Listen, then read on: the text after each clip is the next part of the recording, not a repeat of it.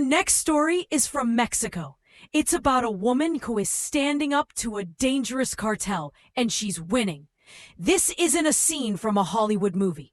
It's really happening right now. The story has everything you find in a blockbuster film.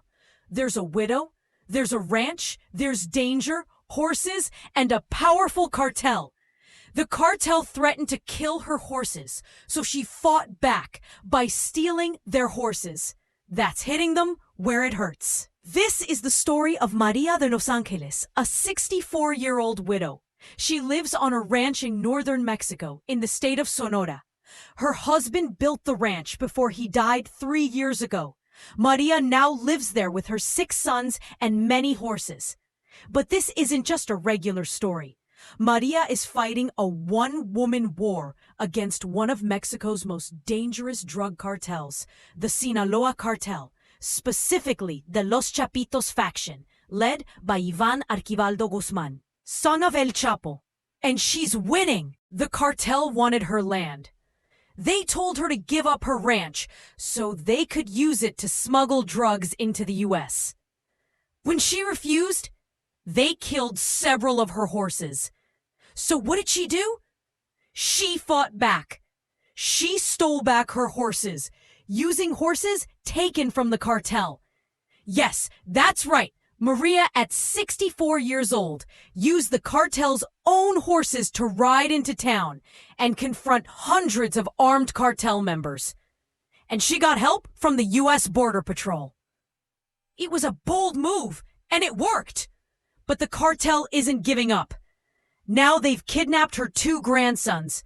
So the question is, how will she fight back this time? Let's go back a bit. For months, the cartel had been trying to pressure Maria into selling her land.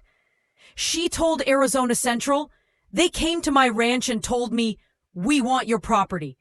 I said, 'No, it's not for sale.' After that, they started threatening her. They said they would kill her and her sons. They told her she had to leave her home and would be evicted. So what did she do? Like anyone would, she called the police. But she quickly saw that the police either didn't care or were too scared to help. So Maria decided to protect herself. That's only natural. The threats were real. In December last year, the cartel followed through. They came onto her land and killed 2 of her horses. But it wasn't just that. They mutilated one of the horses and left its body at her door.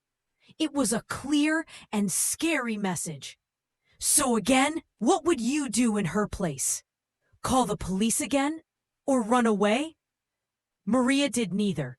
She fought back and even outsmarted the cartel. She told Arizona Central that a neighbor warned her that the cartel was about to kill another horse. She rushed over and saved it just in time. Then she did something clever. She put tranquilizers in the horse's food. Where did she get tranquilizers? Good question. Maria had worked as a vet assistant in the past, so she knew what to do.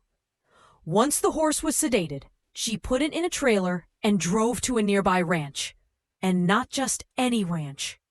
This ranch belonged to a man named Pancho, the leader of a rival cartel, actually an enemy of the Sinaloa cartel. The 2 groups hate each other. The Sinaloa cartel had even killed some of Pancho's men. This time, Pancho helped Maria. He took the sedated horse and helped her get revenge. Together, they stole horses from the Sinaloa cartel. How did they do it? Maria says she waited until late at night. Then, she and Pancho's men rode into a village and stole 20 horses from the cartel. This part of the story gets even more dramatic. Since then, Maria has become a local hero. People in her area call her the Apache Scout, a name that comes from Native American horse-riding warriors. The name fits. Maria has started a one-woman campaign against the cartel, and it's working. Reports say the cartel had to abandon a large stash of drugs when they saw Maria's supporters. people on horseback coming after them. The cartel has also kept threatening her. They've killed some of her cows. Her sons have had to hide. She herself has been living in a safe house, but she's not backing down. She told Arizona Central, "I'm not afraid. This is my land and I'm going to keep it. I don't care what happens. I'm not afraid to die here." That's not just talk. Maria has already suffered a lot. The cartel killed her horses and kidnapped her 2 grandsons. Why would they do that? Here's a photo of them. On the left is her grandson Adrian, who's 18. On the right is her great-grandson, who's just 11. The younger one belongs to another family, but he was visiting his mom, Maria's daughter. So why kidnap them? Likely, the cartel wanted to use the boys as human shields. They thought Maria wouldn't fight back if they had her grandsons. What did she do? She went to the police again. This time, they actually acted. They rescued both boys, and luckily, the cartel hadn't hurt them. But why did the police suddenly do something? Well, when Maria first went to the police, they ignored her. Probably because they feared the cartel. But once her story went viral, things changed. A politician from Sonora shared her story on social media. The state governor saw it and sent more police to help. She told Arizona Central, "If I lose my ranch, I lose my husband's legacy. I'm not going to allow that. We are peaceful people. We believe in working the land and living off the land. I want my country back. I want Mexico back." And how will she get it back? By continuing her fight against the cartel. And unlike most wars, this one is being fought with horses. She told Arizona Central, "If I lose my ranch, I lose my husband's legacy. I'm not going to allow that. We are peaceful people. We believe in working the land and living off the land. I want my country back.